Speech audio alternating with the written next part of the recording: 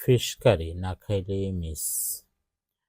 তো আমার রান্নাগুলোর একটু স্পেশালিটি হচ্ছে আমি এত মশলা ইউজ করি না। যেখানে কখনো কিছু খাই সেটা আমি আবার বাসায় এসে নিজে আরও এক্সট্রাভাবে আরও ভালোভাবে বানানোর চেষ্টা করি। তো আমার স্পেশাল কিছু সব কিছুতে আমি স্পেশালিটি রাখি আলাদা করে, নিজে কিছু করার চেষ্টা করি। তো আমি ফিশে একটু স্মেল আসে, সো আমি একটা দারচিনি দিয়ে দিচ্ছি যাতে করে স্মেলটা চলে যায়, আর স্মেল থাকবে না, ব্যাড স্মেল থাকবে না। আমি এটা ম্যারিনেট করার সময় জাস্ট একটু হলুদ আর একটু লবণ দিচ্ছি, আর সাথে একটু অয়েল দিচ্ছি যাতে করে প্যানে না লাগে, বা একটা মাছ আর একটা মাছের সাথে লাগবে না, কখনোই লাগবে না।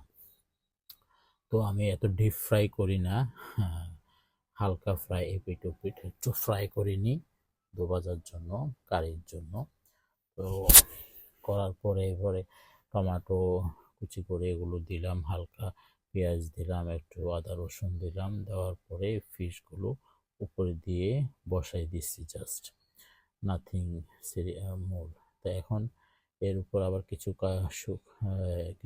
পিল আপ করে আপনার রসুন দিয়ে দিলাম, তারপরে কিছু কাঁচামরিচ উপর দিয়ে গার্নিশের জন্য দিয়ে দিলাম, তারপর কিছু ধনিয়া পাতা কুচি করে উপর দিয়ে দিলাম। ধনিয়া পাতাগুলো লাস্টে দেওয়ার পরে ঢাকনা দিয়ে কিছুক্ষণ রাখার পরে নামিয়ে ফেলবো।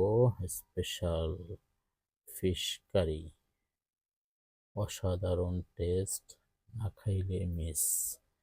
বানাই, খান এবং তামা তামা করে ফেলেন। Thank you for watching video.